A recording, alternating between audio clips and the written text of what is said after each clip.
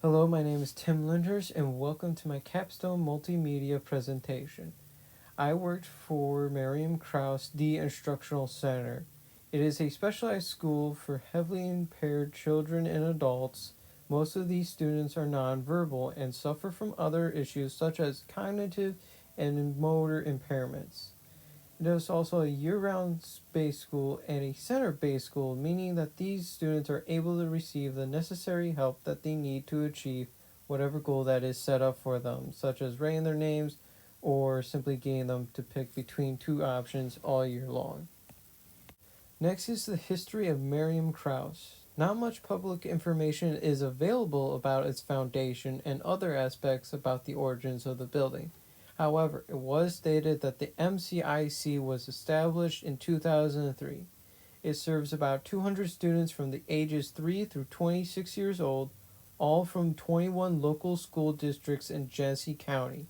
This is rather a lot of students that have disabilities than one might imagine. Miriam Krause has a plethora of various therapists and regular teachers. The therapists are a mix of speech, occupational, and music therapy. They also have nurses in case of a medical emergency.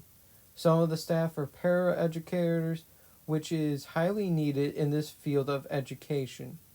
Sometimes the students can be too much for the teachers to handle by themselves, so the paraeducators come in to help with the teachers.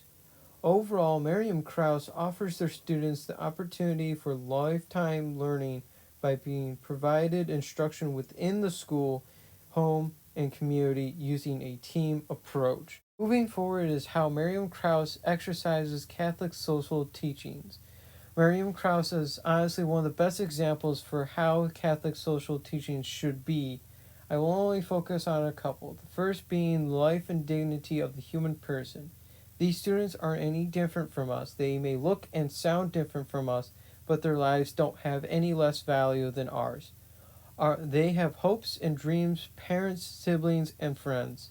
The staff of Miriam Krause very much protect their dignity and preserve it. For example, some of the kids don't have a photo release, so Miriam Krause honors that for the sake of the child and their parents. The other teaching is the option for the poor and vulnerable. Because of all these students that need help a lot and constantly, there's always people moving around giving them necessary medication and attention to them. They will also make sure that the students will have some help with the bathroom because some of them simply can't physically take care of themselves. While this is unfortunate, they are always taken care of. What Miriam Krause does is make sure to focus on one individual goal for each student. That could be anything from learning how to spell their names, simply saying yes and no in their own way. This, of course, reminds me of Luke 10:29 through 37. Because honestly, most people, except the parents and other kind hearted souls, don't want to take care of these students and don't want to take that time to learn how to take care of them. They are like those who saw the robbed man and walked to the opposite side. But there's the good workers of Miriam Krause who are all willing to spend their entire lives dedicated to taking care of the students, just like the Samaritan taking care of the robbed man. Personally, this was really good for me. I had a lot of fun and learned a good amount about disabled people. I had worked with two other people, Kiefer Ward and Caleb Daniel. The three of us got a tour of the building and the grounds. It was actually quite nice and had a lot of helpful tools and whatnot for the students to enjoy as they continued to learn how to become better. There was a lot of free space on the playground for the students to have fun, enjoy the fresh air and the sunshine. Now, there was no single day that was the same day. They might have shared certain aspects of a previous day, but never 100%. Each day had a different age group. Monday, adults. Tuesday, teenagers, maybe preteens. Wednesday, younger kids around 10 years old. Thursday was little kids. Now, at the time, there was no school on Friday because it was the summer. We also helped the art teacher, Mrs. Wilcox, for the majority of the time there with her various projects and helped the students participate in said projects. One of the more one of the most memorable parts of being at Miriam Krause was looking at the students' eyes. The eyes were able to tell the most about their characters. I could tell that they were all 100% there and quite intelligent. Now, Miriam Krause was in need of artistic help. They had recently renovated their library and felt like it was lacking in personality and had requested for a mural to be painted in the library. So the three of us got together with Mrs. Wilcox to brainstorm an idea. We quickly got one, and better yet, a vision.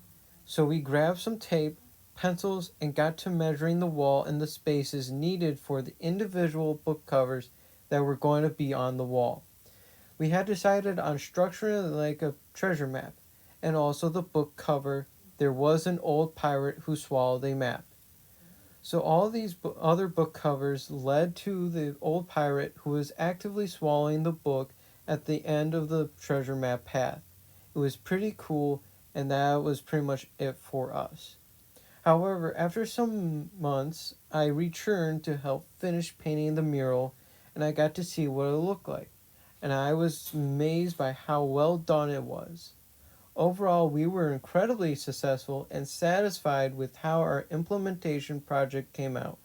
It was such a success and a milestone for Miriam Krause that they even had a little ribbon cutting ceremony and invited the three of us to come back to cut the ribbon and say a few words. I had a chance to interview Hannah Wilcox. Mrs. Wilcox had been working for Miriam Krause since October of 2009. And what had gotten her interest in Miriam Krause was, quote, the challenge of little things being big things, learning to drink from a drinking fountain, or learning to say hi, or learning to kick a ball can take weeks, months, sometimes years. But it is so rewarding when all the work pays off, and our students tend to be such interesting, caring empaths. Her favorite part about working with the students was, again, quote, sharing their joy and watching them grow. I then asked her the last question: what could someone like me do to help out? And she replied with, be open minded. Make sure your words and actions have love in them and not judgment. Be curious in a caring way, and do what you did. Volunteer. Get outside your comfort zone and see we are all more same than different. We are all seeking to be accepted as we are. We are all enough. My faith has grown since volunteering at Miriam Krause. When I first started this, I hadn't really thought much about disabled people. I knew they were still people, I just simply didn't know much about them. However, when being there, I could tell that these students were also a part of God's image, which certainly made me become more attached to these students. And the staff were all Christ-like in their love and tenderness for these students. It had ultimately transformed me into really appreciating all kinds of different people and becoming comfortable with them. As I was there, I learned that this career wasn't meant for me because I wouldn't be able to handle it daily. I don't have the patience to do so. However, that didn't stop me from going back there every day of the week and helping these students. I certainly am planning to keep in touch and possibly volunteer at Miriam Krause in the future, as well as possible other communities if the opportunity arises. Thank you for listening.